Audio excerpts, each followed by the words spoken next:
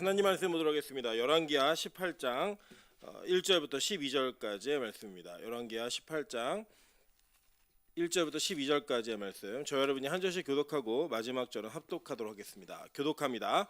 이스라엘 왕 엘라의 아들 호세아 제3년에 유다 왕 아하스의 아들 히스기야가 왕이 되니 그가 왕이 될 때에 나이가 25세라 예루살렘에서 29년간 다스리니라. 그의 어머니의 이름은 아비요 스가랴의 딸이더라. 히스기야가 그의 조상 다윗의 모든 행위와 같이 여호와께서 보시기에 정직하게 행하여 그가 여러 산당들을 제거하며 우상을 깨뜨리며 아세라 목상을 찍으며 모세가 만들었던 놋뱀을 이스라엘 자손이 이때까지 향하여 분향함으로 그것을 부수고 누스단이라 일컬었더라. 히스기야가 이스라엘 하나님 여호와를 의지하였는데 그의 전후 유다 여러 왕 중에 그러한 자가 없었으니 곧 그가 여호와께 연합하여 그에게서 떠나지 아니하고 여호와께서 모세에게 명령하신 계명을 지켰더라. 여호와께서 그와 함께 하심에 그가 어디로 가든지 형통하였더라. 저가 아수르 왕을 배반하고 섬기지 아니하였고 그가 블레셋 사람들을 쳐서 가사와 그 사방에 이르고 망대에서부터 견고한 성까지 이르렀더라. 히스기야 왕 제4년 곧 이스라엘 왕 엘라의 아들 호세아가 제7년에 아수르의 왕 살마네셀이 사마리아로 올라와서 애워쌌더라. 3년 후에 그 성읍이 함락되니 곧 히스기야 왕의 제6년이요 이스라엘 왕 호세아의 제9년에 사마리아가 함락되매 아수르 왕이 이스라엘을 사로잡아 아수르에 이르러 고산 강가에 있는 할라와 하볼과 메대 사람의 여러 성읍에 두었으니 이는 그들이 하나님 여호와의 말씀을 듣지 아니하고 그의 언약과 여호와의 종 모세가 명령한 모든 것을 따르지 아니하였음이더라. 아멘. 네, 우리 주변에 있는 분들에게 이렇게 한번 인사하도록 하겠습니다. 결단한 대로 먹었으면 이 몸무게는 아닙니다. 네, 우리가 이 땅을 살아가면서 항상 각오하는 게 있습니다. 올해에는 내가 꼭 뭘 해봐야겠다. 뭐 이런 마음의 결단하고 사는데 사실 이게 지켜지는 게 쉽지가 않습니다. 그래서 사실 이번 명절에도 많은 분들이 이번엔 많이 먹지 말아야지 뭐 이런 생각 많이 하셨을 텐데 결단대로 안 됐기 때문에 우리가 또 죄인임을 다시 한번 고백하며 하나님 앞에 예배할 수 있게 하시면 감사합니다. 우리 예배 가운데 하나님께서 주시는 은혜를 따라 우리 모두가 기뻐하고 즐거워하는 명절에도 예배드리는 빛과 소금 교회 되기를 주님의 이름으로 축원합니다. 네, 오늘 열왕기하 18장 1절부터 12절까지의 말씀을 가지고 쫄려도 어쩔 수 없게 하신다라는 제목으로 하나님 말씀 증거하도록 하겠습니다. 우리가 이제 열왕기하는 굉장히 어려운 성경입니다. 열왕기 상하 자체가 어려운 성경이에요. 왜 어렵냐면 이 역사에 대한 기술이 우리가 알고 있는 흔한 방식대로 기술되어 있지 않기 때문에 일단 굉장히 어렵습니다. 그래서 그런데다 또 왕들 이름도 좀 익숙하지가 않은 이름들이 많기 때문에 별로 기억하시는 이름이 안 됩니다. 그래서 열왕기 상하를 읽다 보면 누구 왕 계속 왕 나서 왕 짜증 나는 이런 일들이 벌어지는 그런 일들이 있습니다. 사실 제가 이제 열왕기상하 전공인데 이 열왕기상하를 연구하면서 느꼈던 것 중에 하나가 뭐냐면 이 열왕기상하를 연구해 놓은 서적들이나 연구한 논문들이 그렇게 양이 많지가 않습니다. 실제 분량에 비해서. 그래서 이게 어려운 성경이지만 여러분이 오늘 읽으신 이 히스기야는 그래도 이 열왕들 중에 굉장히 익숙한 왕이실 거라고 생각을 합니다. 그런데 우리가 히스기야 왕 이러면 보통 생명을 연장받았다 이렇게 얘기해서 죽기 직전에 병으로 인하여서 기도하다가 생명을 연장받은 왕 이렇게만 기억하시는 경우가 상당히 많이 있는데 사실은 이 히스기야 왕의 이 삶을 통하여서 우리 자신의 신앙을 다시 한번 점검하고 왜 우리가 예배하는 자리에 계속 있어야 하는가라고 하는 그 의미들을 다시 한번 깨달을 수가 있습니다. 그게 또 누구의 은혜인가를 다시 한번 살펴보면서 이 명절에 우리가 방비하는 것이 조금 해이해지는 마음이 들기 쉬운 이 시기에 다시 한번 말씀을 통해서 우리가 우리의 영혼을 주님 앞에 초점을 맞추는 그런 시간 되기를 간절히 소망합니다. 먼저는 이 열왕기하는 사실 뭐 열왕기 상도 마찬가지지만 역사적 배경을 이해하지 않으면 이 스토리 라인을 그대로 우리가 받아들이기가 너무나 어렵습니다. 그래서 제가 오늘은 간단하게 이 열왕기하 18장에 나와 있는 히스기야 왕의 전의 왕들이 어떤 배경을 가지고 있었는가를 좀 살펴보도록 하겠습니다. 뭐 예를 들면 우리가 이런 게 있을 거예요. 우리나라에 예를 들면 김대중 정권 때 북한의 지도자가 누구였어요? 최고 지도자가 김정일이었죠, 그죠? 여러분 다 기억나실 거예요. 그러니까 우리가 이게 왜 기억이 나냐면 그때 당시 있었던 에피소드를 기억하면 이게 무슨 일인지를 알 수 있다라는 겁니다. 그럼 언제 김일성이 죽었죠? 그렇죠. 94년도. 또 네. 우리나라 역사가 아니라 자기 나라 역사라고 생각하는 사람이 또 있을 수가 있기 때문에 그러네요. 어쨌든 94년도에 또 죽었던 일들이 있어요. 근데 요거를 여기서 맞춰보면은 이때 누구 왕이 있었고 이때 어느 나라 대통령이 누구였고 이걸 알게 되면 그 정치 역학적인 문제들을 풀어갈 수 있는 또 하나의 해답이 좀 주어지기도 합니다. 근데 여러분 보시면 히스기야가 25살에 왕이 됐잖아요. 그죠? 왕이 됐는데 굉장히 탁월함이 있었던 영적 지도자였습니다. 왜냐하면요. 이 히스기야 왕 전후 시대를 보면요. 아주 재밌는 상황들을 좀 보게 됩니다. 먼저는 이 히스기야 왕 때에 어떤 일이 있었냐. 히스기야 왕이 등극할 때 북이스라엘 왕의 이름이 뭐였어요? 오늘 성경 읽으셨잖아요. 본문에 1절 이스라엘 왕 엘라의 아들 호세아가, 그러니까 이 호세아를 선지자로 이해하시면 안 돼요. 나 호세아서 알아 막 얘기하시면 안 되고, 그 당시에 이름이 동일한 사람이 되게 많은 거예요. 근데 북이스라엘의 왕의 이름이 호세아입니다. 이 왕은 왜 기억하셨냐면 북이스라엘 마지막 왕이에요.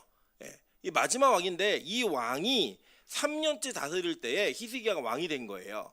그런데 이 왕이 3년째 다스릴 때 왕이 됐다라고 하는 거 보셨지만 중간에 보면은 또 어떤 얘기도 나오냐면 9절 한번 볼게요. 히스기야 왕 제4년 곧 이스라엘 왕 엘라의 아들 호세아 제7년에 이렇게 얘기했어요. 그러니까 뭐냐면 지금 이때에 사마리아를 아수르가 에워싸 갖고 망하게 합니다. 그러니까 이스라엘 마지막 왕인 거예요. 북이스라엘에. 그때 마지막 왕일 때 남유다의 왕이 히스기야였다라고 이해하시면 되는 거예요. 자, 근데 이 상황이 어떠한 상황이었냐면 한번 성경 읽어보도록 할게요. 열왕기하 15장 19절부터 20절입니다. 아수르 왕 불이 와서 그 땅을 차지하려 하매 무나햄이 은 1000달란트를 불에게 주어서 그로 자기를 도와주게 함으로 나라를 자기 손에 굳게 세우고자 하여 그 은을 이스라엘 모든 큰 부자에게서 강탈하여 각 사람에게 은 50세겔씩 내게 하며 아수르 왕에게 주었더니 이에 아수르 왕이 되돌아가 그 땅에 머물지 아니하였더라라고 얘기합니다. 자, 아수르 왕이 그 당시에 북이스라엘을 이미 괴롭히고 있었어요. 근데 그때 이제 이게 언제냐면 아수르 왕 불이라고 하는 이 불이라고 하는 왕이 실제 이름이 역사에서는 누구냐면 디글랏 빌레셋이라고 하는 왕이에요. 빌레셋 3세인데 이 왕이 있습니다. 왕 짜증 나시죠? 벌써 왕왕거리니까 잘 어떻게 내용만 좀 히스토리만 이해하시면 되는 거예요. 자, 이 왕이 어떤 왕이냐면 이런 상황이었어요. 북이스라엘은 정치적으로 굉장히 어려웠습니다. 왜냐하면 계속 왕조가 바뀌었습니다. 반란이 일어나가지고 실제로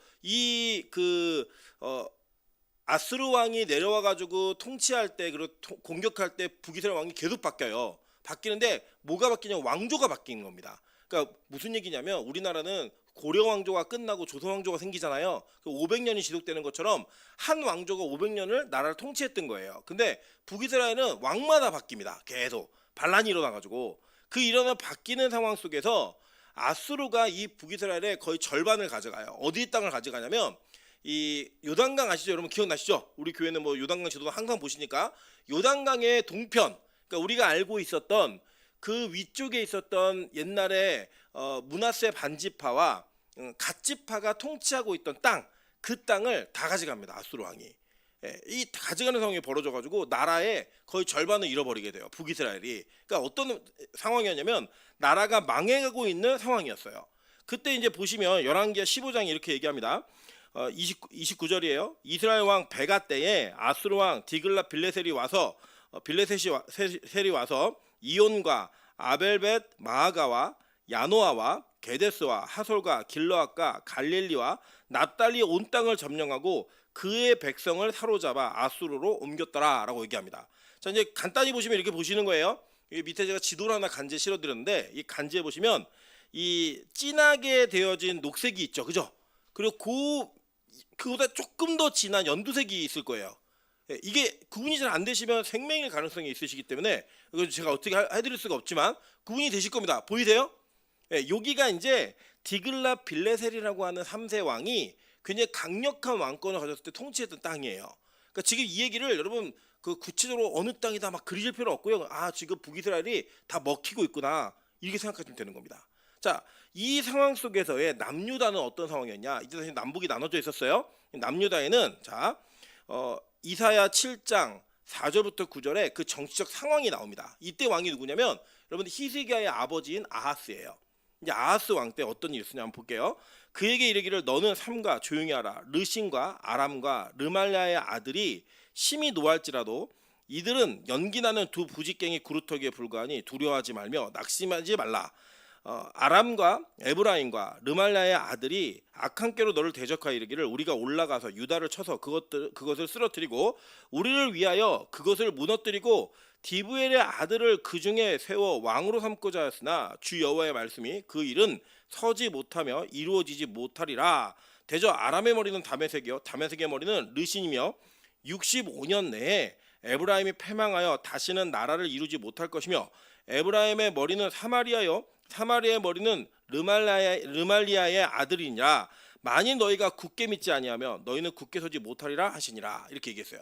자, 제가 이제 우리나라의 정치적 상황이 좀 비슷하니까 예를 들어 설명을 드릴게요. 지금 어떤 상황이냐면 이 북한이 중국이랑 편을 먹고 남한을 무너뜨리기로 작정을 한 거예요.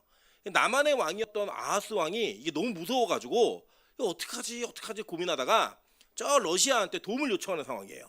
이 러시아는 아수르예요 지금. 예. 도움을 요청했고 한 내용이 뭐냐면 야 우리 좀 살려줘. 나 지금 너 불안해 죽겠어. 이 얘기를 공식적으로 요청하려고 하는데 선지자 이사야가 오더니 그렇게 하지 말라고 하나님 의지하라고. 그 일은 이루어지지 않을 거니까 아무리 중국이랑 북한이랑 이렇게 결탁을 해도 절대 남한의 왕은 바뀌지 않는다. 걱정하지 말아라. 이걸 얘기하면서 네가 이거 못 믿겠으면 징표를 구해봐. 그랬더니 이 아하스가 난 징표 안 구합니다. 이때 나온 말이 처녀가 잉태하여 아들을 낳으니 임마누엘이라 이 얘기가 나오는 거예요. 그러니까 이게 무슨 상황이냐면 지금 자기의 아버지였던 이 아하스가 나라를 지키고 자기 자리를 보존하기 위해서 저 위에 있는 아수르라는 나라에게 도움을 요청했던 상황이었습니다. 근데 이 도움을 요청할 때 어떻게 요청을 했냐면 자 한번 볼게요. 열왕기하 16장 7절부터 11절입니다. 아하스가 아수르 왕 디글랏 빌레셀에게 사자를 보내어 이르되 나는 왕의 신복이요 왕의 아들이라. 이제 아람 왕과 이스라엘 왕이 나를 치니 청하건대 올라와서 그 손에서 나를 구원하소서 하고 아하스가 여호와의 성전과 왕궁 곳간에 있는 은금을 내어다가 아수르 왕에게 예물로 보내었더니 아수르 왕이 그 청을 듣고 곧 올라와서 다메섹은 이제 아람이에요. 여기를 쳐서 점령하여 그 백성을 사로잡아 기르로 옮기고 또 르신을 죽였더라. 아하스 왕이 아수르 왕 디글랏 빌레셀을 만나러 다메섹에 갔다가 거기 있는 제단을 보고 아하스 왕이 그 제단의 모든 구조와 제도의 양식을 그려 제사장 우리야에게 보내었더니 아하스 왕이 다메섹에서 돌아오기 전에 제사장 우리야가 아하스 왕이 다메섹에서 보낸 대로 모두 행하여 제사장 우리야가 제단을 만든지라라고 얘기하는 겁니다. 자 이제 무슨 내용인지 좀 이해가 되시죠? 그러니까 이제 러시아에게 도움을 청했다가 이제 도움을 들어준 거예요. 그래갖고 중국에 가갖고 중국도 무너뜨리고 북한도 너네 하지 마 다 정지시켜 놓은 거예요. 그러니까 이제 이 아하스가 가서 이제 고맙다 인사해야겠다. 올라갔더니 러시아에 이렇게 만들어 놓은 우상 숭배하는 제단이 있는데 너무 멋진 거예요. 그런데다가 내가 요청을 했더니 내가 위협으로 느꼈던 나라들을 정리해 줄 수 있을 만한 힘이 있었던 거예요. 그래서 그 그림과 양식을 얼른 베껴가지고 나라에다가 보낸 겁니다. 야 제사장에 보내서 이것대로 바꿔. 그래가지고 그 모든 제단을 어떻게 바꿨다? 아수르식으로 바꿔낸 거예요. 야 이게 누구냐? 히스기야 아버지인 겁니다. 자 그러니까 이렇게 있었던 상황 속에서 어떤 일이 벌어졌냐면 북이스라엘에는 반란이 일어나고 이 베가가 죽고 호세아가 대신 왕이 된 거예요. 자 보세요. 자 왕하 열왕기하 15장 30절입니다. 우시아의 아들 요담 제20년에 엘라의 아들 호세아가 반역하여 르말랴의 아들 베가를 쳐서 죽이고 대신하여 왕이 되니라. 자 이제 아시겠죠? 어떤 내용인지. 베가가 왕이었을 때 남녀를 위협을 했어요. 그랬더니 아하스가 쫄아가지고 올라가서 나 좀 도와줘. 아수르 왕이었던 이 디글랏 빌레셀에게 구원 요청을 한 겁니다. 그랬더니 이 디글랏 빌레셀이 정리를 다 해준 거예요. 그때 정리를 해주는 상황 속에 베가가 죽어요. 그리고 호세아가 왕이 되는 거예요. 그리고 호세아가 3년을 치리했을 때 누가 왕이 되는 거예요? 히스기야가 왕이 되는 거예요. 자 이제 이해가 되시죠 조금? 그러니까 국제적으로 굉장히 어려운 상황이었고 이 나라는 북이스라엘의 왕이 누군가 연합을 해갖고 야 너 왕을 바꿀 거야 라고 얘기를 하면 벌벌벌 떨어야 되는 상황이었다는 겁니다. 그러니까 이게 지금 남유다의 국력이 강한 거예요 안 강한 거예요? 되게 약한 거죠. 여러분 이런 상황에 여러분 예를 들어 여러분이 왕이 됐다라고 한번 우리 가정을 해보자는 거예요. 우리가 왕이 되면은 여러분 제일 먼저 뭘 하실까요?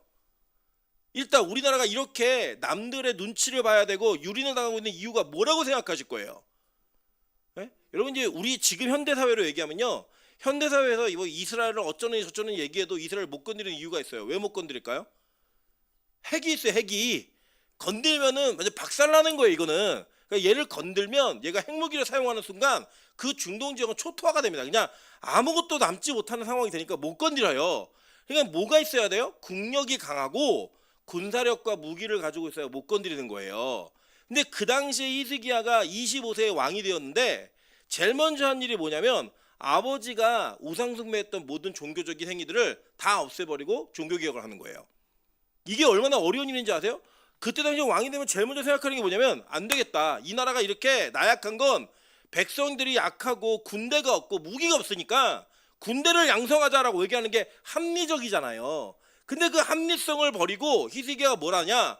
하나님 우리가 잘못했습니다라고 얘기하면서 자 4절 보세요. 그가 여러 산당들을 제거하며 주상을 깨뜨리고 아세라 목상을 찍으며 모세가 만들었던 놋뱀을 이스라엘 자손이 이때까지 향하여 분향함으로 그것을 부수고 느수단이라 일컬었더라. 이게 무슨지 아시죠? 예, 우리 민수기 22장에 보면 불뱀들에게 물려갖고 막 사람들 죽을 때 놋뱀을 세웠더니 그거 보고 살았잖아요. 그거를 우상숭배하듯이 섬긴 거예요. 음란하게. 그러니까 이 히스기야가 그것조차도 다 없애버리면서 종교개혁이라는 걸 하는 거예요. 여러분 이게 얼마나 영적 지도로 탁월함이 있는 거예요. 여러분 이 탁월함을 우리가 어느 정도는 이렇게 배울 수 있을 만한 모범적인 행위가 됩니다. 자, 그런데 지금 이제 잘 보시면 어떤 일이 벌어지냐면 이 어려운 상황에 왕이 되었던 히스기야가 위협을 만나게 되는데 어떤 위협을 만나냐? 자, 이 디글라 빌렛의 다음에 누가 왕이 되냐면 사르군 2세라고 하는 아수르의 왕이 있습니다. 그리고 이 사르군 2세 다음의 왕이 누구냐면 사네립이에요. 여러분 사네립 혹시 기억나세요? 예, 기억이 나시죠? 예, 이 사네립이 디글라 빌레셀의 조카예요. 조카가 왕이 되었는데 이 사네립이 뭔가 그 나라를 확장시키려고 하는 이 군사적 영향력이 계속 있었어요. 아수르가 520년 동안 상아시아의 주인이었거든요. 그 주인이었던 이 나라가 쳐들어와가지고 뭘 했느냐? 북이스라엘 완전 망해있습니다. 호세 왕이 죽었어요. 끝나버렸습니다. 그 나라가. 끝나고 난 다음에 지금 남유다도 전국이 다 유린당했어요. 다 유린당하고 어디만 남았냐? 예루살렘만 남은 거예요.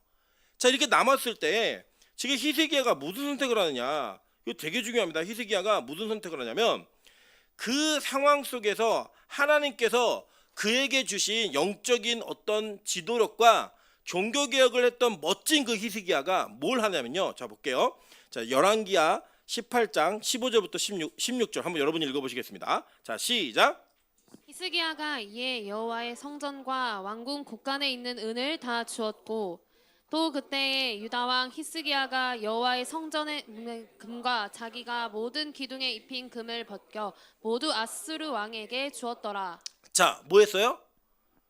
성전에 있는 걸 긁어다가 아수르 왕에게 주고요. 그 14절에 보면 뭐라고 하냐면 내가 죄를 지었습니다 라고 얘기를 합니다. 이게 뭐냐면 영적으로 잘 준비되었던 그 왕이 아수르가 쳐들어가고 사네립의 예루살렘 포위해버리니까요. 내가 잘못했어요 라고 빌면서 어떤 일을 하냐면 자기 아버지가 했던 일 그대로 하는 거예요. 성전에 있는 모든 은금보화를 다 긁어다가 사네립한테 갖다 주면서 잘못했어요 돌아가 주세요 라고 얘기하는 거예요. 여러분 잘 보시면요. 이게 뭐냐면 이런 거예요. 우리가 이 명절 전에 이런 마음을 가졌을 거 아니에요. 막 설교 들으면서 그래 내가 예수 믿는 사람으로서 당당해야지. 누구도 만나도 상처받지 말아야지. 근데 실제로 만났더니 상처가 된다 안 된다. 그 잘난 척하는 동서 때문에 막 해서 마음에 상처가 되고 부하가 치밀어 오르고 나는 대학을 못 들어가는데 대학 합격한 애 때문에 막 열받고. 여러분 그 생각 안 드세요? 막 주변에서 시집 가라 장가 가라 뭐 말도 안 되는 얘기하고 막 이런 얘기들 들으면서 그 또 꼭 이게 요리하거나 뭐 뭘 만들면 늦게 오는 가정이 있어요. 그죠? 늦게 와가지고 일 조금 하고 전 부치고 있는 옆에 하나씩 주워먹고 막 이러면 정말 이 전 부치던 찌개로다 부치개로다 막 때리고 싶고 막 이런 마음이 드는 부하의 마음이 있더라는 거예요. 마찬가지로 가족끼리 오래 있다 보면 뭐가 있냐면요. 저희도 언제 평안이 있느냐? 찬수가 학교를 가고 찬이가 어린이집을 갔을 때 평화가 옵니다. 이 아이들이 함께 집에 있으면 항상 불화가 있어요. 어떤 불화가 있냐? 뭐 토마토를 네가 많이 먹었다. 뭐 TV는 내가 먼저 보고 있는데 네가 왜 와서 딴 데 돌리냐? 별의별 분쟁과 뭐 분란들이 많이 있습니다. 이런 일들이 여러분 우리 가족 가운데 있더라는 거예요. 사실 우리가 히스기야의 그 어려운 상황에서 왕이 됐을 때 하나님을 의지하는 마음으로 나라의 종교 개혁을 했던, 군사력에 힘쓰지 않고 나라의 종교 개혁도 그걸 배워야 한다라고 얘기하는 것도 맞습니다. 그런데 그게 정말 힘이 있느냐는 거예요. 여러분이 결단하고 각오하고 여러분이 노력하기로 작정한 모든 것들이 이루어지더라는 거예요. 이번 명절에 화 안 내야지. 내가 이번 명절에는 남편한테 잘해줘야지. 애들한테 절대 화내지 말아야지. 내가 부인을 예쁘게 봐야지. 이렇게 각오했던 게 여러분 무너지는 게 한순간 아니었어요? 그냥 무너지더라는 거예요. 옛날 방식이 그대로 나오는 거예요. 그리고 히스기야가요, 하나님 내가 이 나라가 우상숭배에서 멸망한 거 이렇게 어려워진 걸 봤습니다. 우리 아버지가 범죄했고 우리 조상들이 범죄했기 때문에 내가 왕이 되었을 때는 그렇게 하지 않겠습니다라고 결단하며 종교를 했는데 막상 아수르 왕 사네립이 밀고 들어오니까 뭐예요? 아버지가 했던 일을 그대로 하더라는 거예요. 막 성전에 있는 거 다 그거다 갖다 맞춰줍니다. 그때 여러분 이거 갖고 돌아가세요라고 얘기를 해요. 그랬더니요, 이 사네립이 직접 오지도 않아요. 랍사게라고 하는 국내 대신을 보내가지고 히브리어로다가 말을 합니다. 뭐라고 말을 하냐면, 야 니네 히스기야가 니네 살려줄 것 같아? 너네 애구방 의지했지? 애구방이랑 내통해갖고 지금 우리 배반했지? 말도 안 얘기하지 마. 야 히스기야가 그러더라. 아수르의 신을 섬기지 말고 하나님만 섬겨야 된다며? 그렇게 예배하라 그랬다며? 그래서 네가 지금 무슨 꼴이니? 니네 똥 먹게 생겼어 지금 갇혀가지고. 이 얘기를 막 히브리어로 해요. 그랬더니 엘리야긴과 셈나라고 하는 이 남유다의 국내 대신들이 부탁을 합니다. 아니 우리가 저기 아수르 말을 할 줄 아니까 제발 애들이 못 듣게 아수르 말로 얘기해 달라고, 히브리어로 말하지 말라고. 얼마나 비참해요. 여러분 그 비참함의 현장에 지금 누가 놓여 있느냐? 열심히 자기의 노력으로 종교개혁을 이루어내었던, 그리고 전에도 없었고 후에도 없게 하나님을 섬겼던 그 왕이었던 히스기야가 그 일을 당하더라는 거예요. 여러분 우리가 결단 많이 하지 않습니까?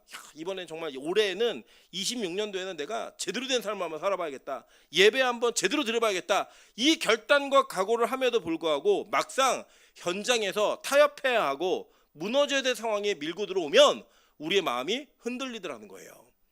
여러분 우리가 옛날에 그 내 옛 습성을 못 버리고 그 습성의 형태를 그대로 가지고 있다가 어느 순간 그 위기의 상황이 되면 옛날 습관이 나온다 안 나온다? 나오더라는 거예요.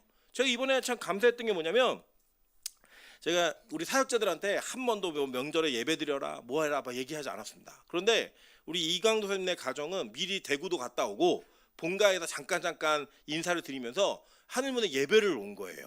예배를 왔고, 또 우리 민정은사는 뭐 사실 결혼을 했지만 안 한 것과 비슷한 상황이어가지고 뭐 여기 갔다 좀 갔다 하면 특세를 막 다 왔어요. 저도 그 상황이 되다 보니까 뭐 한 번의 예배를 빠지기 어려워서 모든 예배를 다 드렸습니다. 이 드리는 와중에 제가 우리 이강산의 가정에 이렇게 앞에 앉아 있게 유은사모한테 얘기를 했어요. 야 그래도 우리 교회가 참 좋다. 말하지 않았는데 명절에 다 와서 예배를 하는 사역자들이. 그랬더니 유은사모가 저를 돌아보면 이렇게 얘기하는 거예요. 당연한 거 아니에요? 또 이렇게 얘기하는 거예요. 근데 여러분 1년 전에 유은사모 어땠냐면, 여기서 예배드리면 도망가자고 남편이 얼마나 핍박하고 꼬셨냐면, 우리 하늘문을 잘못 만났다. 빛과 소금을 나오지 않을 거면 나랑 얘기도 말도 걸지 말아라. 막 별의별 협박을 다 하던 사람이에요.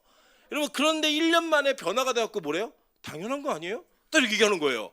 제가 그걸 보면서 그래 저거 얼마나 가나 보자 이 생각이 들었어요. 우리 마음에 내가 변한 것 같지만 실제로 나한테 기분 나쁜 상황, 나한테 상처가 되는 상황, 내가 화를 낼 만한 합리적 상황이 딱 다가오잖아요. 그럼 우리 안에 옛본성이 다 드러나요. 옛날 모습이 그대로 다 드러나더라는 거예요. 여러분 그런데 그렇게 드러날 수밖에 없는 그 상황 속에 우리가 느끼는 게 뭐냐면, 내 자신이 얼마나 나약하고 무능한 사람인지를 경험하게 하더라는 겁니다. 여러분 명절에 내가 비교하지 말아야지, 절대 내가 어떤 말을 해도 화내지 말아야지, 상처받지 말아야지, 그 얘기가 있었음에도 불구하고 여러분 마음에 상처되는 일이 있었다 없었다, 열나 많았다.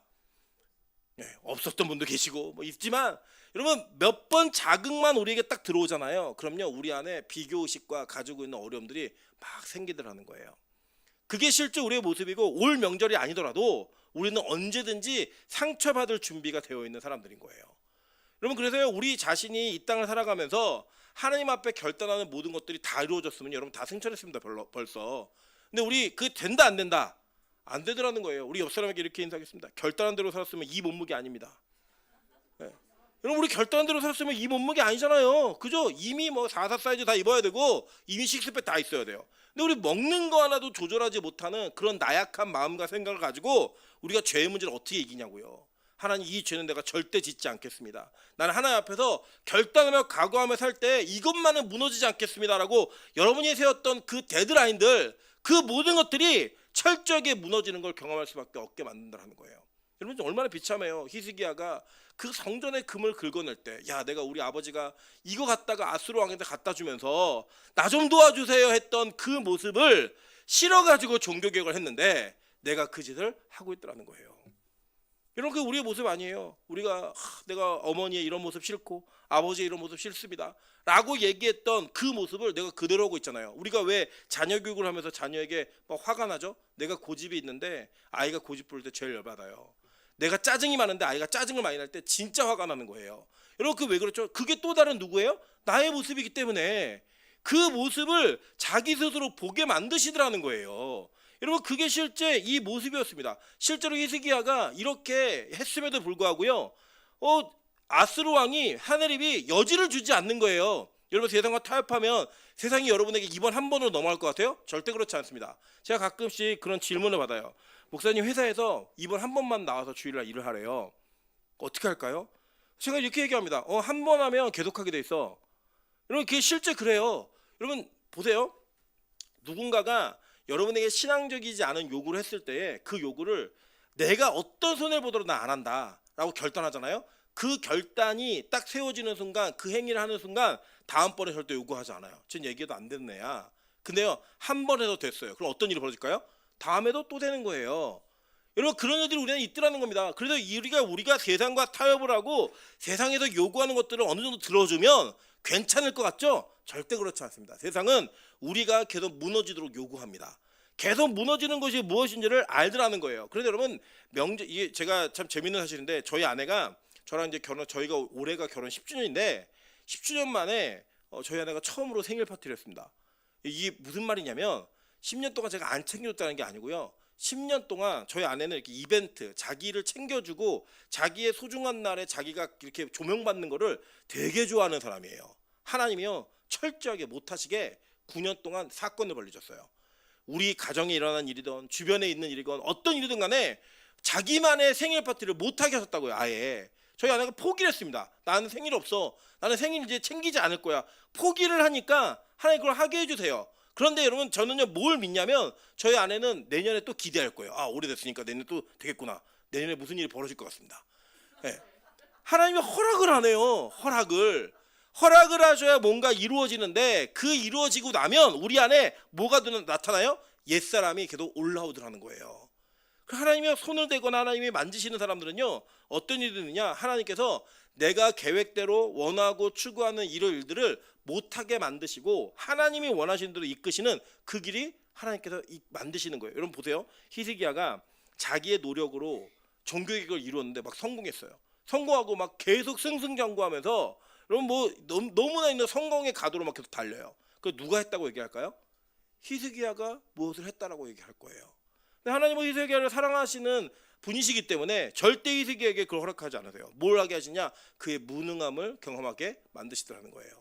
히스기야가 뭐라고 얘기하는지 아세요? 그 사네립의 편지를 받고 이렇게 얘기합니다. 왕하 열왕기하 19장 3절부터 4절입니다. 그들이 이사야에게 이르되 히스기야의 말씀이 오늘은 환난과 징벌과 모욕의 날이라. 아이를 낳을 때가 되었으나 해산할 힘이 없도다. 랍사게가 그의 주 아수르 왕의 보냄을 받고 와서 살아계신 하나님을 비방하였으니 당신의 하나님 여호와께서 혹시 그 말을 들으셨을지라. 당신의 하나님 여호와께서 그 들으신 말 때문에 꾸짖으실 듯 하니 당신은 이 남아있는 자들을 위하여 기도하소서 하더라 하니라. 뭐예요? 이제는 기도밖에 없는 거예요. 다 갖다 긁어다 바쳤는데 안 돼요. 오히려 말하는 게 뭐냐면 더 큰 짐을 지우는 거예요. 실제로 사네립의 역사를 기록한 비문, 그의 어떤 업적들을 기록한 비문에 보면요, 이 사네립이 히스기야의 아내들과 자녀들을 요구하고요, 노래 잘하는 가수들을 요구합니다. 히스기야 다 보내줬어요. 거기 다 받았다고 써 있어요. 얼마나 무능함을 경험하는 거예요. 자기 가족도 지키지 못하고. 여러분 그때 당시에 가수가 누구겠어요? 성전에서 노래하던 자들이에요. 노래하던 자들까지도 성가대까지도 다 보내야 했던 그 절망적인 상황을 하나님께서는 그렇게 당하게 하시더라는 거예요. 이유가 뭐예요?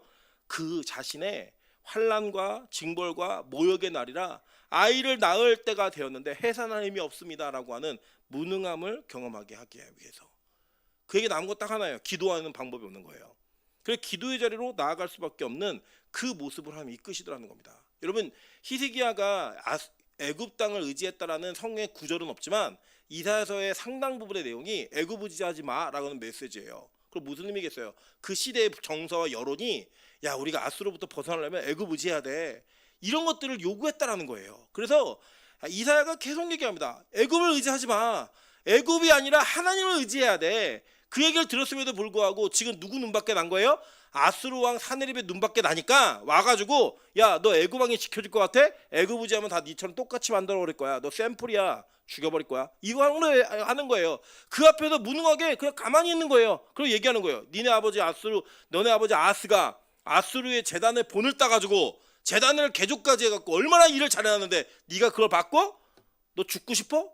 이 얘기하는 그 앞에서 아무것도 할 수 없는 무능함의 모습으로 그가 서 있게 만드시더라는 거예요. 여기서요, 뭐 군사를 더 키우자, 무기를 개발하자, 무슨 의미가 있어요? 지금 다 포위되어 있는데. 그때 히스기야 한 일이 뭔지 아세요? 왕하 19장 14절입니다. 14절 한번 읽어볼게요. 다 같이 읽어보겠습니다. 시작. 히스기야가 사자의 손에서 편지를 받아보고 여호와의 성전에 올라가서 히스기야가 그 편지를 여호와 앞에 펴놓고. 자, 이제서야 하나님께서 히스기야에게 기도할 수밖에 없는 환경을 만드시는 최적의 환경을 만드시는 거예요. 뭐 할 수밖에 없게 만드시는 거예요? 기도할 수밖에 없는 환경을 만드시는 거예요. 그가요, 이제는 아무것도 방법이 없으니까요, 이 사네립이 쓴 편지를 가지고 성전에 올라가서 그거 펴놓고 하나님께 기도하는 겁니다. 그 기도 내용이 쭉 써 있는데 결론이 뭐냐? 19절이에요. 결론 19절. 제가 읽어드릴게요. 우리 하나님 여호와여, 원하건대 이제 우리를 그의 손에서 구원하옵소서. 그리하시면 천하 만국이 주 여호와가 홀로 하나님이신 줄 알리이다 하니라. 이 고백을 듣고 싶으셨던 거예요. 네 노력과 힘으로 왕의 권세를 가지고 뭘 바꾸어내고 변화시키고 이걸 요구하시는 게 아니라, 주님, 저는 아무것도 할 수 없는 존재입니다. 하나님이 나를 구원해 주셔야지만 하나님의 살아계심이 온 천하에 증거됩니다. 하나님, 나를 구원해 주세요. 살려주세요. 도와주세요. 이 기도를 듣고 싶어졌는 거예요. 그래서요, 하나님께서는 이 기도에 응답을 즉각적으로 하십니다. 이게 뭐냐면, 이게 열왕기하 19장 19절인데 20절에 이렇게 얘기해요. 아모스의 아들 이사야가 히스기야에게 보내 이르되, 이스라엘 하나님 여호와의 말씀이 내가 아수르 왕 사네립 때문에 내게 기도하는 것을 내가 들었노라 하셨나이다. 아멘. 우리 옆 사람에게 인사하겠습니다. 주님이 들으면 끝났습니다. 들으면 끝난 거예요, 여러분. 여러분, 우리가 이럴 때가 있거든요. 저도 애들이 막 뭘 얘기하는데 제가 들을 마음이 없으면요, 아, 됐어, 그만 말하고 그리고 제 얘기를 해요. 근데요, 제가 아이의 입장을 뭔가 수용해주고 싶은 마음이 있잖아요. 그럼 이 아이가 말을 끝낼 때까지 기다려줍니다. 그 얘기를 들어요. 왜 듣죠? 그 듣는 것을 기반으로 이 아이가 갖고 있는 문제와 불만을 해결해주기 위해서. 그 들을 마음이 없을 때는요, 뭐라고 얘기하든 그래 울든 말든 신경 쓰지 않습니다. 근데 여러분, 애들이 막 울면 왜 엄마들이 가서 신경 쓰고 안아주죠? 걔 말을 들어주겠다는 거예요. 뭘 원하니? 뭘 원해? 원하는 걸 들어주겠다는 거예요. 여러분, 저 요새 우리 교회 막내가 하윤인데, 하윤이가요, 이제 낯을 가리면서 엄마를 좀 매달리는 이런 그 낯가림이 좀 생겼어요. 이제 눈이 보이기 시작한 거죠. 근데 이 아이가 되게 웃겨요. 되게 뭐가 웃기냐면, 저를 보자마자 뭘 느끼냐면, 아, 임철 목사는 나를 우리 엄마에서 분리시켜 놓은 사람이야. 이 공포감이 있어요. 그러니까 저를 보자마자 막 잘 놀다가도 바로 엄마에게 막 달려갑니다. 막 기어가지고 막 가갖고 엄마 끄집어먹고 막 안 놀라 그래요. 근데 제가 이 아이를 탁 떼가지고요, 막 데려가잖아요. 그럼 으아 우는데 눈물을 한 방울 돌리잖아요. 진짜 눈물을 한 방울 돌리잖아요. 그리고 그냥 소리만 질러요. 근데 그 소리를 지르는 상황 속에서 다른 사람들이 막 쳐다보잖아요. 쳐다보니까 어떤 일이 벌어지냐면, 제가 어쩔 수 없이 이 아이를 갖다가 엄마한테 막 다시 주는 거예요. 그럼요, 엄마한테 가자마자 씩 웃어요. 얘가 지금 영악한 거예요, 굉장히. 그러니까 저를 보고 제가 막 장난을 치면 웃어요. 근데 저만 보면 아, 임철 목사는 우리 엄마부터 날 떼어놓은 사람이야. 뭐 이거 공포미 있으니까 막 엄마 막 끄집어 안고 난리가 납니다. 근데 얘가 분리가 되면 막 그 순간 으아 막 소리 질러요. 뭐 괴성을 지르고 난리가 벌어집니다. 이 아이가 원하는 게 뭐예요? 나 엄마한테 다시 보내달라는 거예요. 근데 그 얘기를 우리가 듣잖아요. 들으면 이 아이를 엄마에게 보낼 수밖에 없어요. 안 들으려면 그냥 울게 냅두면 돼요. 그냥 이제 언니가 할 거예요. 그냥 딱 밖에 데려가갖고 계속 울어봐 한번. 내 밖에 들어가면 안 울어요 얘. 엄마로부터 분리된 거 알고 포기하면 안 우는데 그 엄마가 눈에 보일 때는요 난리가 나는니다. 근데 그걸 듣잖아요. 듣는 거는 들어주겠다는 거예요. 하나님이요 여러분의 기도를 들으시면 하나님은 여러분의 기도에 반드시 응답하시겠다라는 그 확신으로 여러분을 붙드시고 여러분의 말에 귀를 기울이시는 겁니다. 여러분 그게 히스기야가 있는 거예요. 히스기야가요 막 종교개혁하고 뭐 했다는 음성으로 말씀 안 하셨어요. 그 히스기야가 뭐 할 때요? 성전에 올라가서 주님 살려주세요. 하나님 외에는 구원할 사람이 없습니다. 내가 주님만 의지합니다 라고 기도했을 때에는 하나님 그걸 들으시더라는 거예요. 응답이 어떻게 왔는지 아세요? 자 보세요. 32절과 34절입니다. 그러므로 여호와께서 아스루 왕을 가리켜 이르시기를 그가 이 성에 이르지 못하여 이리로 화살을 쏘지 못하며 방패를 성을 향하여 세우지 못하며 치려고 토성을 쌓지도 못하고 오던 길로 돌아가고 이 성에 이르지 못하리라 하셨으니 이는 여호와의 말씀이니라. 내가 나와 나의 종 다윗을 위하여 이 성을 보호하여 구원하리라 하셨나이다 하였더라. 이게 하나님의 말씀이에요. 응답이 이렇게 왔다고요. 이 응답 뒤에 실제 어떤 일이 벌어졌나 우리 다 같이 한번 읽어보겠습니다. 열왕기하 19장 35절부터 37절입니다. 읽겠습니다. 시작. 이 밤에 여호와의 사자가 나와서 아수르 진영에서 군사 18만 5천 명을 친지라. 아침에 일찍 일어나 보니 다 송장이 되었더라.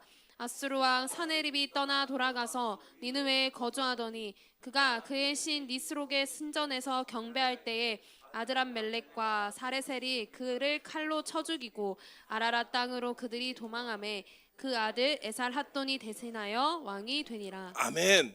여러분 이 기도가 그냥 히스기야가 그냥 기도했더니 기도가 응답되더라? 아니에요. 하나님이 철저하게 그의 무능함을 인정하게 하시고 하나님을 의지했을 때에 이 기도가 응답되더라는 거예요. 여러분이 잘 아시는 18만 5천이 죽은 거 막 우린 죽은 것만 생각하시잖아요. 근데 이 상황을 보면 히스기야가 자기의 여신과 노력으로 무언가 이루고자 했을 때 하나님이 그 노력 속에 그가 얼마나 무능한지를 확인시켜줬어요. 누굴 통해서? 사네립을 통하여. 그 사네립을 통해 자기의 무능함이 어떻게 고백돼요? 하나님 아이 낳을 때가 되었는데요 해산할 힘이 없네요. 여러분 우리 보통 그러잖아요. 저는 안 들어가봤는데 우리 자매분들 중에 아이 낳으신 분들 기억나실 거예요. 더 힘주세요. 힘줘야 됩니다. 마지막 한 번만 더요. 이러면서 막 요구를 해요. 보통 누가 또 그러냐? PT 선생님들이 그러잖아요. 한 번만 더, 한 번만 더 이러면서 막 요구를 합니다. 근데 어때요? 들 힘이 없는 거예요. 낳을 힘이 없는 거예요. 이러면요 엄마도 죽고 애도 죽어요. 여러분 이 상황이 어떤 상황이에요? 나는 무능해요. 아무것도 할 수 없는 상황입니다. 여러분 그 상황이 되었을 때 뭐가 나와요? 진짜 기도가 나오더라는 거예요. 진짜 기도가. 하나님은 우리의 인생을 그렇게 이끌어가시면서 만드시더라는 겁니다. 그래서 결국 뭐예요? 하나님께서 승리하실 때는 히스기야의 준비와 히스기야의 기도 때문에 승리하게 하시는 게 아니라 하나님이 히스기야를 기독케 하셔서 승리하게 하시더라는 거예요. 기도할 수밖에 없는 환경을 만드시더라는 거예요.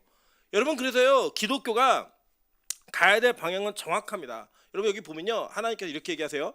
야 내가 이 성을 구원하는데 왜 구원하냐면 나와 나의 종 다윗을 위하여 이 성을 보호하여 구원하리라 이거예요. 그러면 보세요. 하나님이 우리를 구원하시는 이유가 뭐냐면요 하나님과 예수 그리스도로 인하여 여러분 구원하시는 거라고요. 그 여러분이 뭐 어떤 모습이 있냐 우리 이런 거예요. 이번 명절에 덜 먹어야지. 똑같아요. 하나님 제가요 이번 주에는요 죄를 안 지겠습니다. 하나님 제가 이렇게 죄를 많이 저었는데 요것만은 제가 다시 한번 결단해 보겠습니다. 요거는 제가 할 수 있어요. 하나님 제가 해볼게요. 여러분 아무리 열심히 해도 진짜 그 죄의 힘이 밀고 들어오면 하나님 제가 가지고 있는 거 다 긁어다가 이거 해도 안 되는 상황이 벌어지게 만드는 그 하나님이 여러분을 진짜 무능하게 기도하게 만드신다는 거예요. 기독교의 무능함은요 창피함이 아닙니다. 기독교의 무능함은 하나님이 일하시는 시작의 출발점이에요. 기독교의 무능함은 여러분 우리가 무지하고 무능하다라고 고백하는 것 자체가 이 세상에도 덜 떨어졌고 뭔가 낙오된 그런 게 아니라 이제 진짜 하나님을 만나는 첫 번째 첫걸음을 걷기 시작하는 거라고 성경 우리에게 얘기하더라는 거예요. 한번 볼까요? 로마서 3장 19절부터 24절입니다. 우리가 알거니와 무릇 율법이 말하는 바는 율법 아래에 있는 자들에게 말하는 것이니 이는 모든 입을 막고 온 세상으로 하나님의 심판 아래에 있게 하려 함이라. 그러므로 율법의 행위로 그의 앞에 의롭다 하심을 얻을 육체가 없나니 율법으로는 죄를 깨달음이라. 이거예요, 여러분. 여러분이 아무리 노력을 해도, 여러분이 결단을 해도 여러분 앞에 율법이 딱 들이대면 여러분 아무것도 할 수 없는 존재가 된다고요. 할 말이 없는 존재가 된다는 거예요. 근데 우리 어떻죠? 이번에 내가 얼마나 결단하면서 기도 많이 했는 줄 알아? 내가 이번에 얼마나 결단하고 헌금 많이 했는 줄 알아? 내가 봉사 얼마나 많이 하는 줄 알아? 내가 예배 얼마나 철저히 시키는 줄 알아? 이게 우리의 자랑이 되어서 내가 뭔가 나를 바꿀 수 있는 것처럼 우리의 삶을 이끌어가는 주도권이 나에게 있는 걸로 착각하며 살더라고요. 저도 그렇고. 그래서 여러분 그게 그 착각 속에서 확인돼야 될 게 뭐냐? 하나님이 계속 우리에게 죄의 힘, 율법을 들이대는 거예요. 야, 율법에 이렇게 되어 있는데 너 이거 맞아? 너 율법에 이렇게 써 있는데 너 이거 지켰어? 너 이 선 안 넘었니? 계속 요구하시는 거예요. 여러분 그 요구와 철저하게 우리를 드러내는 그 작업은 하나님께서 진짜 하나님의 의가 무엇인지를 우리에게 알려주시기 위해 그 일을 하시는 거라고요. 교회는요, 그래서 얼마나 우리가 죄인된지를 확인하는 곳이지 여러분이 얼마나 율법을 잘 지켰는지를 증명하는 곳이 아닙니다. 여러분 그 교회라고 하는 그리스도의 공동체의 모임은 여러분이 얼마나 율법 아래 깨끗한 자임을 증명하는 것이 아니라 내가 율법에 걸려서 더러운 자인지가 확인되어지는 그 공동체가 바로 교회인 거예요. 여러분 보세요. 그 뒤에 성경은 이렇게 얘기합니다. 이제는 율법에 하나님의 한 의가 나타났으니 율법과 선지자들에게 증거를 받은 것이라. 곧 예수 그리스도를 믿음으로 말미암아 모든 믿는 자에게 미치는 하나님의 의니 차별이 없느니라. 모든 사람이 죄를 범하였으며 하나님의 영광에 이르지 못하더니 그리스도 예수 안에 있는 속량으로 말미암아 하나님의 은혜로 값없이 의롭다 하심을 얻은 자 되었느니라. 이거를 하나님 보여주고 싶으신 거예요. 그래서 25세의 히스기야가 그 종교개혁으로 시작한 출발이 얼마나 멋있어요. 근데 그걸로 일하시지 않더라는 거예요. 하나님은 그것이 다 무너지고 모든 것이 무능한 모습으로 드러나서 나 해산할 힘이 없습니다 라면서 주님 앞에 기도하기 시작했을 때 하나님 일하시기 시작하시더라는 거예요. 요즘 우리 빛과 성교가 그런 교회 되기를 소망합니다. 이번 주에 내가 어떤 승리라고 왔습니다. 이게 아니라 하나님 오늘도 또 실패하고 왔습니다. 이번 명절에도요 또 비교하다가 하나님 불만이 생겼고 열등감이 생겼고요.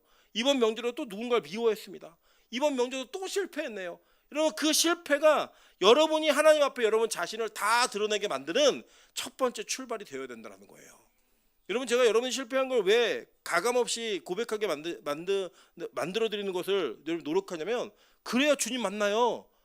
자기 의가 있는 사람은 주님 못 만난다고요. 내가 뭐 기도를 얼마나 했습니다. 내가 뭐 얼마나 헌신했습니다. 이거 주장하는 사람은 절대 주님 만날 수 없어요. 왜요? 주님 없이도 기도할 수 있다고 생각하니까. 주님 없이도 내가 내 삶을 바꿀 수 있다고 생각하니까. 여러분 근데요 주님 없이는 아무것도 할 수 없다는 분들은 누군지 아세요? 내가 모든 것을 해봤는데 안 돼요. 안 돼요. 주님 도와주세요. 저희 아내가 오늘 이렇게 얘기하더라고요. 예배 드리는데 처음에 너무 기분이 좋았는데 기분이 안 좋더라는 거예요. 계속 예배 시간 내내. 그리고 기도도 안 되고 입도 안 벌려지고 주여도 안 되더라는 거예요. 원인은 어디서 찾느냐? 이강훈 사님이 아팠는데 손 따주고부터 그 일이 벌어졌대요. 계속 그 얘기 하는 거예요. 네. 뭐예요? 이게 막 전화도 막 대고 얘기를 해요. 저희 아내는 제가 전화로 누굴 얘기해도 옆에 끼어들질 않는 사람이에요. 근데 뭐야? 내가 너 따줬어. 너 때문에 이런 당하고 있는 거야. 얘기하고 싶은 거예요. 근데 여러분 보세요. 그게 뭐라고요? 우리가 그런 일이 벌어졌을 때 느끼는 게 뭐예요? 나는 어떤 한 사람의 영적 짐조차 지기 힘든 존재구나. 나는 누군가를 책임지고 누군가에게 무슨 영향력을 끼치고 그런 게 어디 있어요, 여러분? 그게 얼마나 큰 교만인데요.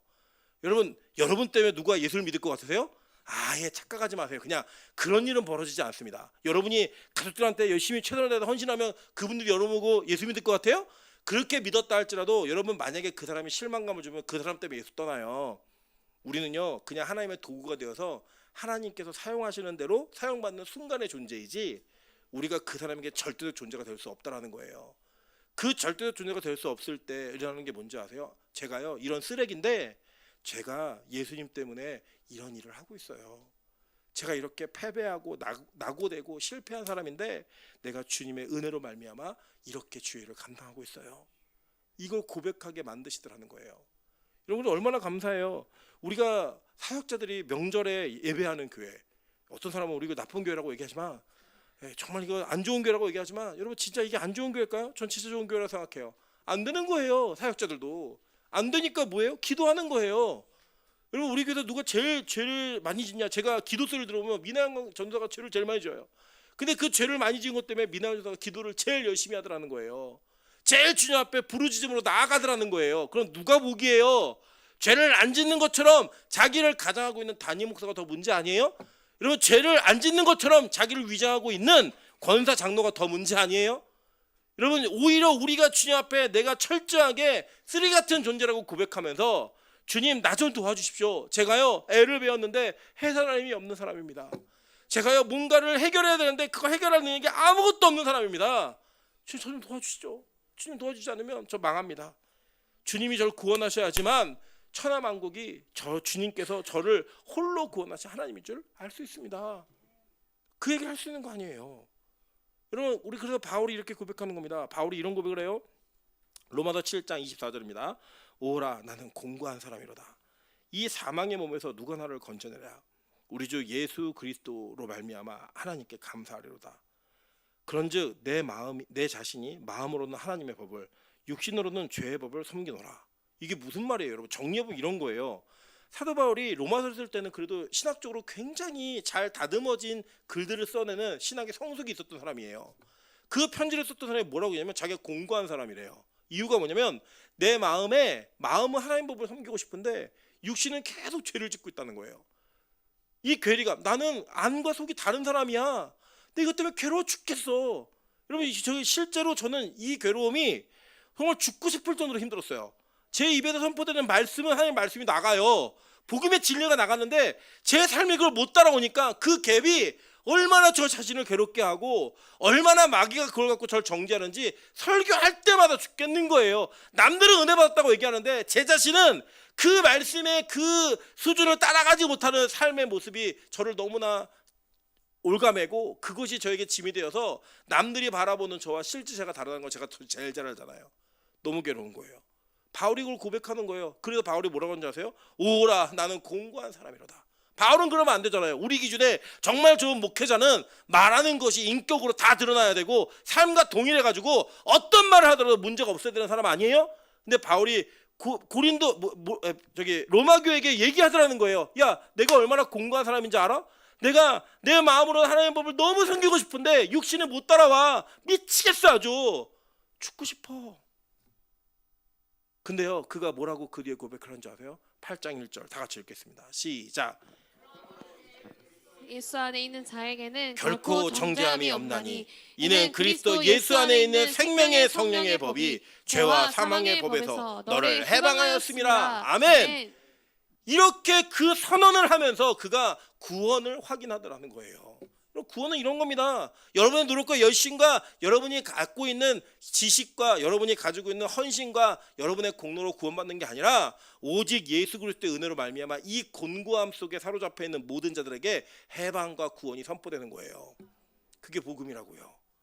이 복음이 교회의 진짜 본질 아니에요? 근데 이 본질이 선포되는 교회를 이상하다고 얘기를 해요. 여러분에게 왜 이 명절에도 예배가 필요한지 아세요? 명절에도 실패하니까.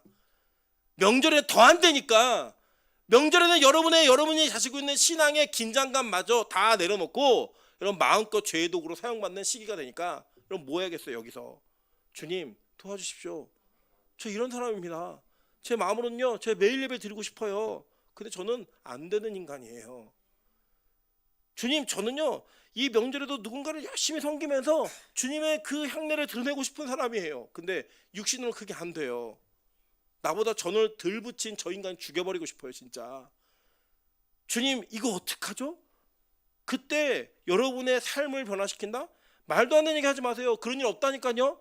여러분 내년에도 이 모습일 거예요. 우리 옆 사람이 인사하겠습니다. 내년에도 그 체중일 겁니다. 우리 몸무게 하나 조절하지 못하는 인간이라고요. 내 건강이나 내 삶의 습관조차 바꾸지 못하는 그 인간이 뭘 바꿔요? 못 바꿔요. 그때 여러분 하는 게 뭔지 아세요? 주님 저 이런 인간이니까요 저 좀 도와주세요. 저 그 구원함이 없으면 전 죽어요. 저는 그 구원함의 은혜가 없으면 저는 끝나는 존재입니다. 이거를 더 철저하게 고백하게 만드는 은혜로 하나님께서 오늘 히스기야를 우리에게 소개해 주시고 계신 거예요. 그게 뭐예요? 여러분 우리는 죄의 힘이 막 밀려오면 되게 쫄려요. 내가 이길 수 있어, 걱정하지 마. 진짜 쫄려요, 무서워요. 근데요, 하나님이 그 무서움의 공포를 일정한 수준으로 주시는 게 아니라 감당하지 못할 수준으로 주세요. 여러분 보세요. 여러분에게 만약에 이게 위험인 것 같은데요, 관리 좀 잘하시면 이거 병 나을 수 있습니다. 의사가 이렇게 얘기하잖아요. 이런 기도 열심히 안 합니다. 뭐예요? 약 먹어요. 근데요, 위암 4기 같습니다. 이렇게 얘기하면 뭐 하는 줄 아세요? 기도합니다. 그때는 다른 방법이 없으니까 기도하는 거예요. 주님 살려주십시오, 도와주십시오. 그래서 교회는요, 여러분에게 뭘 선포해야 되냐? 여러분 죽습니다. 여러분의 영혼 그렇게 관리하셔서는요, 여러분 그냥 죽습니다. 철저하게 주님 앞에 어쩔 수 없는 상황이라도 기도하게 만드는 그 상황이 되어야지만 여러분에게 소망이 있습니다 라고 얘기하는 게 진짜 복음 아닐까요? 저는 우리 빛과 소금 교회가 진짜 복음을 붙든 은혜가 있길 소망합니다. 그 진짜 복음을 붙든 은혜 속에서 하나님, 내가 진짜 세상의 힘을 이길 수 없는 연약한 존재입니다. 나 너무 쫄립니다. 진짜 세상의 힘이 뭐 밀고 들어오면 죄의 힘을 감당해낼 수 없는 그 연약한 존재입니다. 그런데요, 그렇게 어쩔 수 없는 내 모습이기 때문에 하나님, 기도하는 거 외에는 방법이 없네요. 부르시는 거 외에는 방법이 없네요. 그렇게 우리를 이끌어가시는 그 하나님의 은혜가 얼마나 크고 놀라운 은혜인지를 다시 한번 확인하시는 그 고백이 있길 소망합니다. 누군가 이렇게 묻더라고요. 빛과 소금 교회 왜 매일 예배 드리냐고. 제 친구가 물었습니다. 제가 이렇게 얘기했어요. 매일 예배 안 드리면 죄에게 잡아먹힐까 봐 그러는 거야. 여러분, 그렇게 말하는 목사가 얼마나 나약해 보이겠어요. 목사들 사이에서. 야, 매일 예배를 안 드린다고 목사가 죄에 잡아먹혀? 좀 얘기할 때 이렇게 얘기할 수 있어야 되잖아요. 나 그럼 한 달은 버틴다? 나 예배 한 번도 안 드려도 2달은 버틸 수 있어. 이 얘기가 좀 멋있는 목사 같지 않으세요?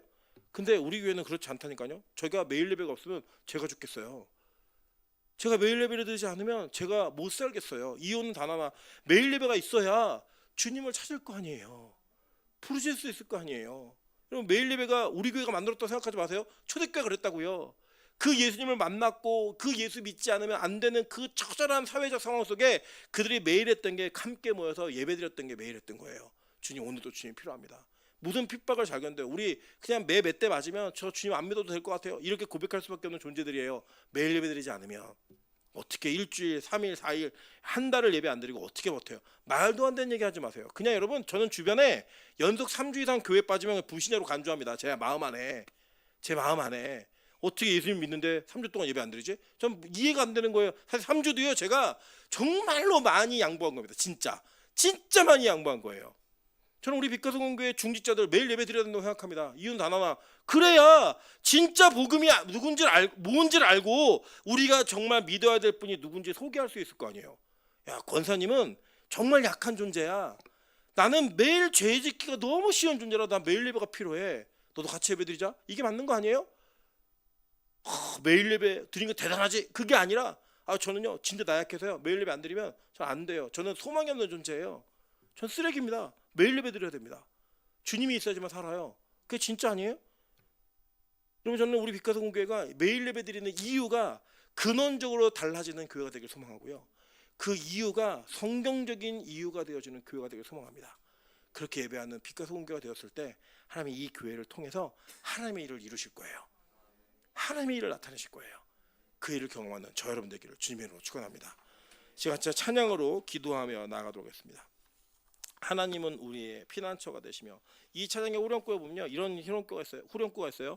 너희는 가만히 있어 주가 하나님 됨 알지어다. 열방과 세계 가운데 주가 높임을 받으리라. 이게 뭐예요? 또 가만히 있으라는 거야. 뭐 하지 말고 가만히 있으라는 거예요. 하나님이 너희를 구원하시는 그 구원을 통하여 열방과 세계 가운데 그가 높임을 받겠다는 거예요. 내 노력과 의지가 아니라니까요. 누구예요? 하나님이 하시는 거라고요. 그걸 믿으면서 여러분 예배하고 찬양하며 기도할 때 하나님 나를 통해 일하시고 나를 통해 하나님의 위대함이 드러날 수 있게 도와달라고 우리 기도하는 마음으로 찬양하며 나가도록 하겠습니다.